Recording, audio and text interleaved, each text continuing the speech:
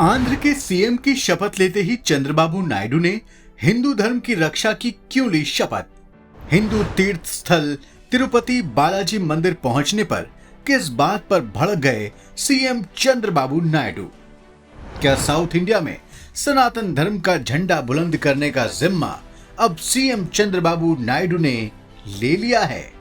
दोस्तों, लोकसभा चुनाव के नतीजों के बाद कुछ दिन ऐसा लगा कि सनातन के ध्वज की जो बुलंदी 2014 से शुरू हुई थी, उस पर अचानक 2024 में ब्रेक लग गया।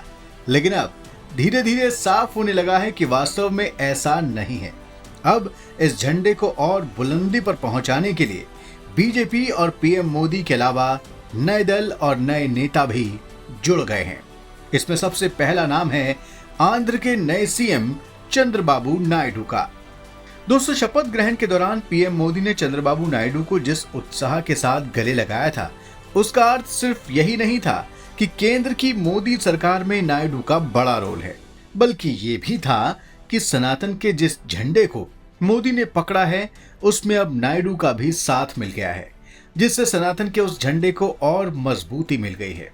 ये मजबूती इसलिए भी अहम है क्योंकि नायडू उस दक्षिण भारत से आते हैं जहां सनातन का विरोध करने वाली पार्टियां काफी मजबूत हैं।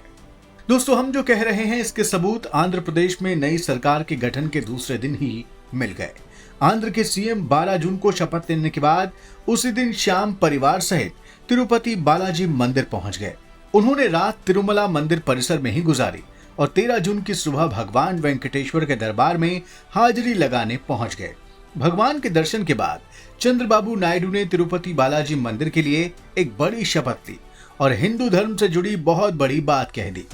नायडू ने सार्वजनिक रूप से कहा कि मैं तिरुपति तिरुमाला प्रशासन को क्लीन यानी शुद्ध करने की शपथ लेता हूं। पत्रकारों से बात करते हुए मुख्यमंत्री नायडू ने आरोप लगाया कि पहले की जगन मोहन रेड्डी सरकार के दौरान वेंकटेश्वर मंदिर की देखरेख करने वाले तिरुमाला तिरुपति देवस्थानम यानी टीटीडी में काफी गड़बड़ी हुई है। उन्होंने कहा कि तिरुमाला में हर हाल में हिंदू धर्म की रक्षा होगी और यहाँ भ्रष्टाचार को पूरी तरह से खत्म कर दिया जाएगा और तिरुमला में सिर्फ गोविंदा की गूंज होगी। दोस्तों, आपको बता दें कि 12 जून की शाम जब सीएम नायडू तिरुमला पहुंचे तो तिरुपति तिरुमला देवस्थानम ट्रस्ट के अधिकारियों ने प्रोटोकॉल भी नहीं निभाया और ट्रस्ट के ऑफिस के बाहर मुख्यमंत्री के स्वागत के लिए कोई अधिकारी नहीं पहुंचा। इस बात से भी नायडू काफी नाराज दिखे। दोस्तों, आपको बता दें कि पूर्व की जगन मोहन रेड्डी सरकार ने 2023 में देश के सबसे अमीर मंदिर की कमान एक ईसाई को सौंप दी थी। तब तिरुपति से विधायक भूमना करुणाकर रेड्डी को तिरुपति तिरुमला देवस्थानम का अध्यक्ष बना दिया गया। टीडीपी ने उसी वक्त इसका विरोध किया था। टीडीपी नेताओं ने कहा था कि जो शख्स हिंदू धर्म को ही नहीं मानता, उसको हिंदुओं के सबसे बड़े आस्था के केंद्र का अध्यक्ष कैसे बना दिया गया। सबको पता है कि वो और उनका परिवार ईसाई धर्म को मानता है। रेड्डी की बेटी की शादी भी ईसाई धर्म के मुताबिक हुई है। टीडीपी नेता बुच्ची राम प्रसाद ने कहा था कि करुणाकर रेड्डी राजनीति में आने से पहले एक नक्सली कार्यकर्ता थे और उन्होंने भगवान वेंकटेश्वर पर निंदनीय टिप्पणी की थी। हिंदुओं की भावनाओं को ठेस पहुंचाने वाले ऐसे शख्स को टीटीडी का प्रमुख कैसे नियुक्त किया जा सकता है? आंध्र प्रदेश की बीजेपी नेता डी पुरंदेश्वरी ने भी इस फैसले की आलोचना की थी। उन्होंने कहा था कि जगन मोहन रेड्डी ने ट्रस्ट बोर्ड के अध्यक्ष को राजनीतिक बना दिया है। वो इसका इस्तेमाल राजनीतिक लाभ के लिए कर रहे हैं। उन्हें तुरंत रेड्डी को उनके पद से हटाना चाहिए।